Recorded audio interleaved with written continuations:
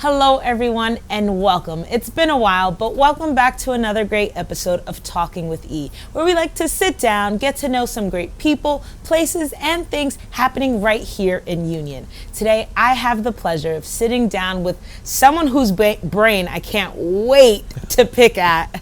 We have the curator of our new and upcoming 2026 Union Jazz Festival. Please help me welcome Mike Griot. Mike, thank you so much for joining me. Yeah, a pleasure. Yes, I love everything from what I've heard about you, from what I've seen, what you've put together, and I'm so excited to have you here with us today so we can talk about what we're doing for the town in August. Let's get started. Yes. Okay, so I've, like I said, watched you tremendously, but for people who don't know who you are and your background and things, why don't you give us a brief history on who you are and what you've done?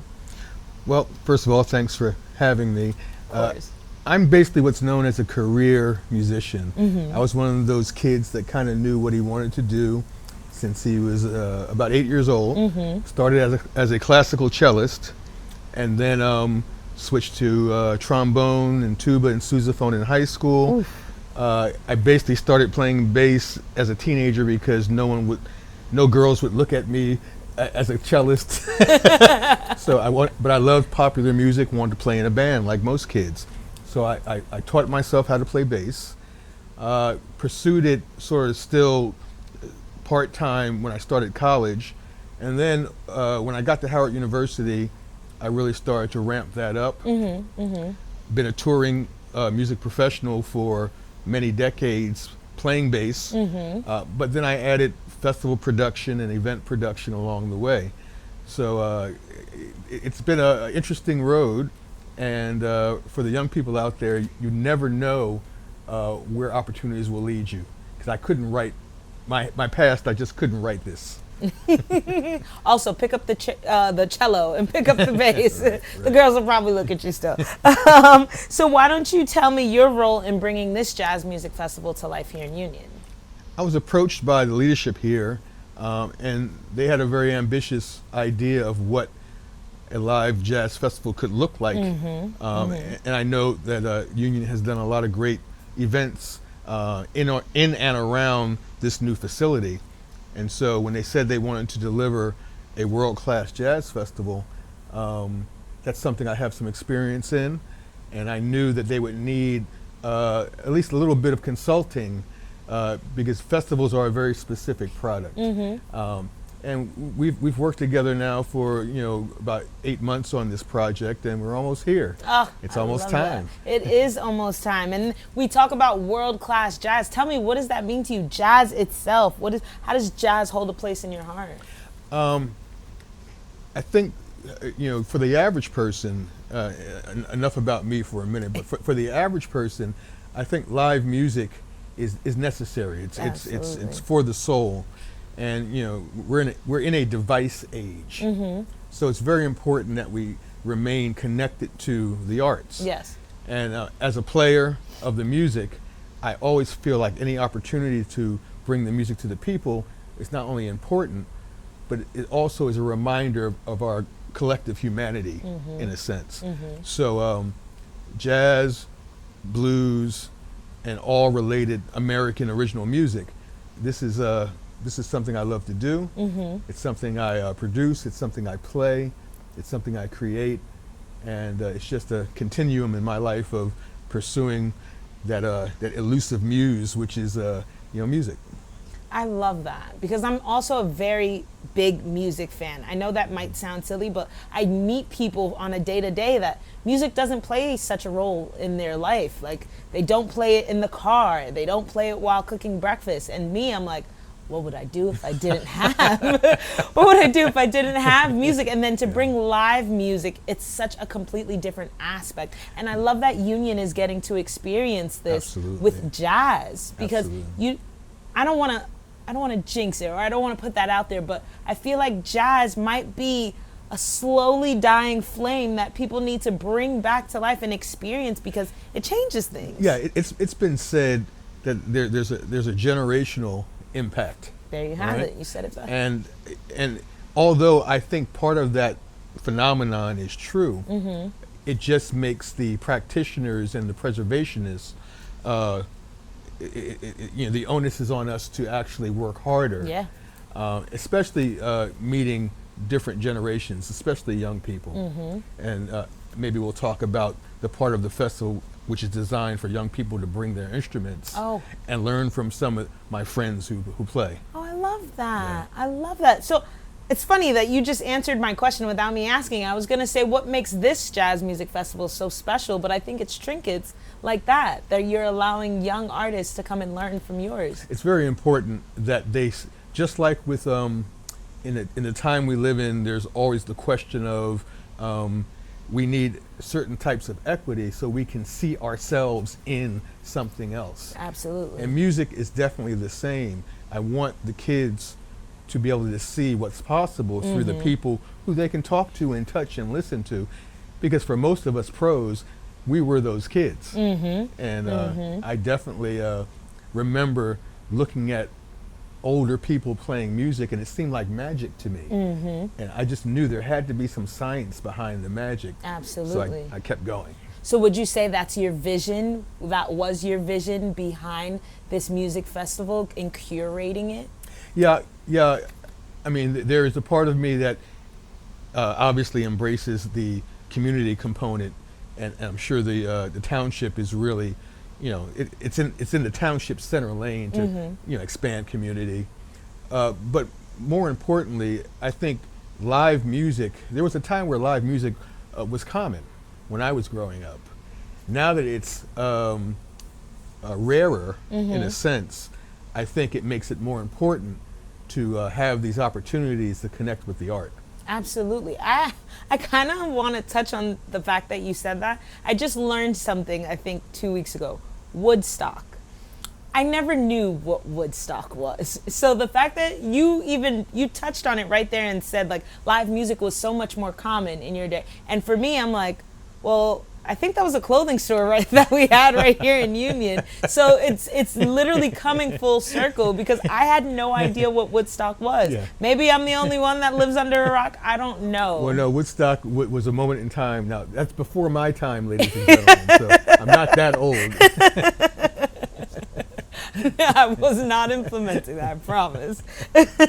Okay, so how about you tell me what it's been like with the actual logistical planning of this event? How has it been? I know your partner, Dave Popkin, is well-versed when it comes to emceeing and management. So what did it actually take to put something like this together? Yeah, Dave's great. He works for the #1 jazz station in this area in New York, WBGO.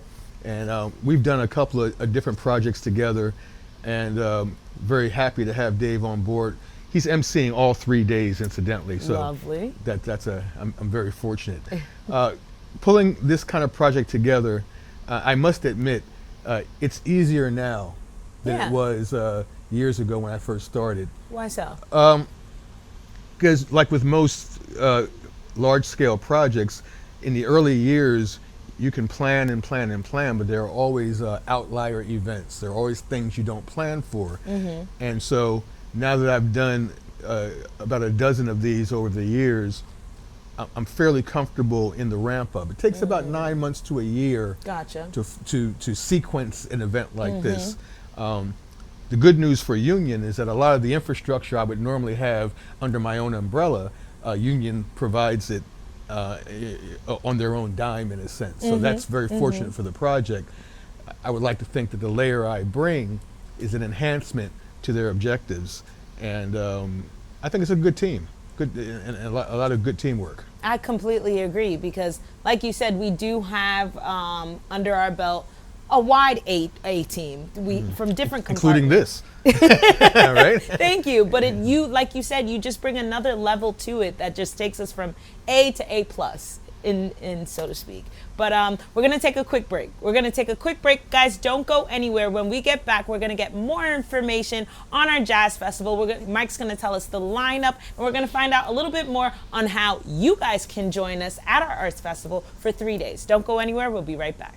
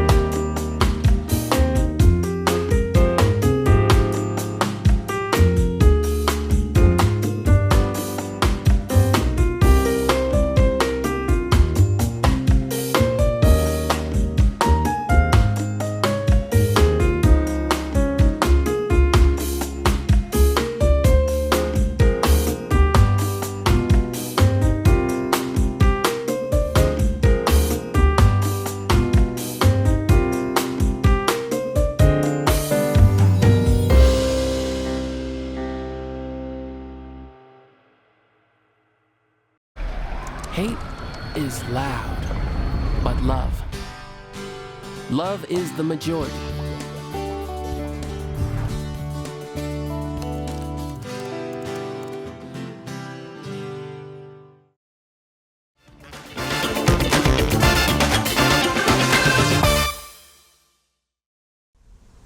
Folks, welcome back. If you're just joining us, welcome to another episode of Talking with E. I am sitting down with someone, such a true gem, I would have to say, who is shining the light on our Union Arts Plaza this August. I'm sitting down with Mike Griot. Mike, we are getting into it. We are in the nitty gritty. I'm finding out how phenomenal you are and when it comes to jazz and what you're adding to the Township of Union. So let's hop back into it. We are having our 2026 Union Jazz Festival this August, the 21st to the 23rd, I believe. Tell me what that weekend is going to look like. Well, first of all, from what I recall, there are 16 acts that are going to perform over 3 days. Okay. Friday, the programming starts about 4:30, Okay. and that's outdoors. And then there's an indoor component in the DMK Black Box starting around 7:30. So we'll have that Friday, the 21st, you'll have, I believe, 3 acts outside and then 2 acts inside. And then Saturday we start early. I think the programming starts somewhere around 1 p.m., Okay. more or less. And there's a whole day of great outdoor jazz. And similar to Friday night, you'll have the opportunity to also take part in the evening section. And that'll also feature some great live music. And then Sunday, we're going to take a break in the morning, let people go to church or have breakfast. And then we'll start about 2:30 Okay. and do our final day up until about 5:30 and close out around 5:30 or 6 outside. I love that. I love that. Such a great weekend. Now, tell me, because I heard you talk about indoor and outdoor. What's the difference? Why the need for the both indoor and the outdoor? Well, it's very common for larger scale festivals to have indoor and outdoor components. Okay. In this particular case, we're sort of creating 2 different atmospheres, I would say. The outdoor festival portion should feel like many outdoor festivals that the community has been to before, meaning you have vendors and you have the ability to kind of take a seat on the grass or bring chairs and just kind of enjoy the community in a free public forum. Now we transition in the evenings to the indoor section. In the indoor section, we talked about trying to create more of a club atmosphere, like a okay. like a live club, like the Blue Note or something like that. Okay. And so, when I was talking to leadership early, we decided that you could call it the art design of the evening portion would be intentionally different than the outsides. Remember, outside, big festival, hang out, sunny, hopefully sunny, Will be. right? And then indoors, more like we're going to a club in New York and 100 plus seats, and the music's going to be great either way. So I'd like to remind people that there really are no headliners on this festival. Everybody's a headliner. I love that. But you can choose to do outdoors, indoors, or both. And we hope they'll do both. Absolutely. But the indoor portion is really designed to convey that intimate jazz club feel. I love that. Now, quick question. Simultaneously, they'll be happening, the indoors and the outdoors? No. Okay. No, what will happen is you'll have a day of outdoor programming, which will transition into the night programming. Gotcha. Now, the only difference, and this may be a good time to mention this, is at 2 times during the outdoor day, there will be about an hour of indoor programming, 2 hours of indoor programming simultaneously, but that will be instruction. So in a perfect world, this is the way it would go. You would see somebody great like Don Braden, who's a world-class sax player, and you've watched him outside. But wouldn't it be nice if you could go actually inside after his show, bring your saxophone if you're a player, if you're a sax player out there, this is a great time to really get a master class. And you go inside during the outdoor section and take a master class from Don Braden. This will happen, and that's part of the ticketed environment as well. I love that. So if you go online, go to the website, which I'm sure this clip will provide, then you'll have the ability to actually, the musicians among you will have the ability to actually get instruction as well as enjoy the act. Oh, wow. I wasn't even aware of that. It's such an educational opportunity, not only just entertainment. So Right. that is really cool. I mean, I used to play the flute back in my high school days. I don't know if I could go pick one up and borrow. Yeah, it would be tough probably. But I do look forward to that. That is such an element to add to something Yeah. like that, because I don't think I've seen it done. So Yeah. I really And do these like guys, besides being world-class musicians, most of them are actually professors at universities. So you're getting the real deal in Exactly. instruction. Exactly. That is really cool. That is really cool. Okay, so as I've already expressed, I'm super excited about this, especially about the lineup. So can you tell me a little bit about the lineup? Who do you have in mind that you want to speak about? Well, to be fair, I can't mention all 16 people, but I will say that this is an amalgamation of both my personal and professional friends, as well as being just world-class musicians. So maybe I'll mention a couple per day. On Friday, you have essentially one of the greatest, and it's referred to as Django Jazz. This is sort of also called Gypsy Jazz. Okay. And Stefan Rembel is world renowned in playing the music of Django Reinhardt, who was a very, very famous gypsy jazz musician. So he's on the Friday night, as well as a 17-year-old prodigy guitar player named Morel Hidalgo. Okay. And he is tearing up the jazz scene now. And he At 17? At 17. Oh, wow. He only started playing jazz about 3 years ago. He's been playing since he was 6, and I met him as a 6-year-old and put him on one of my early festivals. Oh, man. So the idea that this little kid, where the guitar was bigger than he was at the time, all these years later, we met at a jazz festival in South Jersey, and now I'm actually performing with him Oh, man. in his band on That is- Friday. that that's, is so all cool. that's happening on Friday. Then on Saturday you have really the big production day, and I went through a lot of effort to bring different things, not just one type of jazz.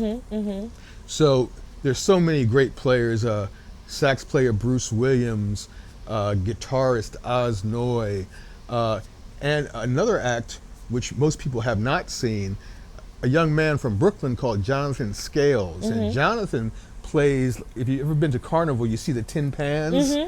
He plays tin pans, and there's jazz playing behind No him. way. So it's a treat for most audiences, because people love that sort of island sound. Yes. But then you have like jazz as support. I can't wait. So that's a very great mix.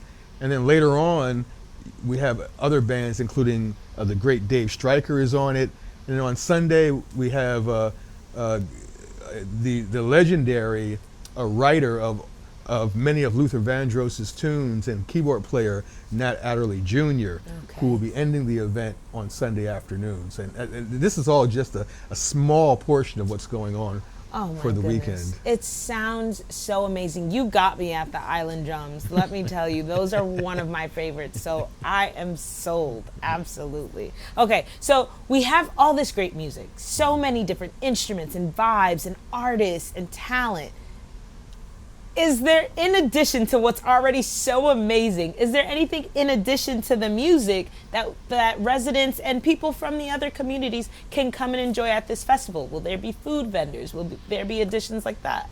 Yep, I have been told that there is a wonderful array of vendors which will be selling all sorts of different food. Okay.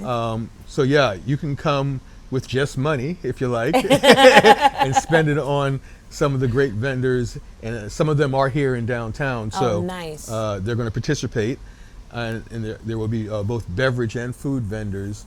And also, I just think that the newness of this project. I think the community has supported many events in Union, But since this is a debut, I think the newness of a new festival is something that's going to be a sort of a special feel to the day. And that's what I'm looking forward to. I am too. I agree with that because a lot of people are sometimes very much afraid of the new.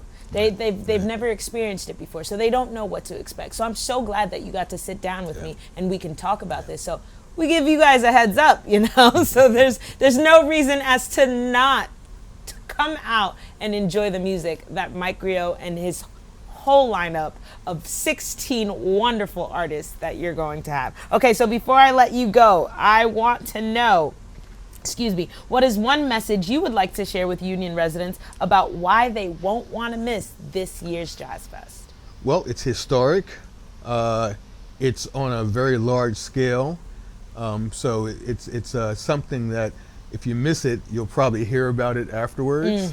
But more importantly, I think that this level of presentation is more accessible than people may believe. Absolutely. If you're not a jazz fan, here's your opportunity. And if you are a jazz fan, you will recognize and be impressed with the level of artistry, and you might even have seen some of these artists before, and we're just privileged to have them. So any way you slice it, huge spectacle, hopefully great weather, and hopefully you guys will be there. Absolutely. From your lips to God's ears, we are having great weather, I promise you. Okay, so to our viewers, one more time, this Jazz Festival is happening August 21st to the 23rd, times varying throughout the days, but it is going to be an event like no other. You guys will not want to miss this, I promise you. With the talent that I'm hearing and I feel like is radiating off of Mike right now, it is going to be one for the books. Mike, thank you so much for joining me. Thank you for sharing your wisdom with me, and thank you for sharing it with us here at Union for the festival coming up. Hey, I'm super excited. It's going to be a great day. It is. I completely agree with you. Maybe I'll get on the bass maybe and somebody will teach me a little something. Don't quit your day job. Well, you've heard it here. Thank you so much, Mike, for joining us. And thank you, everyone at home, for watching. I am so excited for this event. Guys, don't forget, August 21st, 22nd, 23rd, Friday through Sunday. Mike, thank you so much again for joining us. I'm your host, Edith Thomas, and I'll catch you at another great event out here in Union. Everyone, take care. See you later.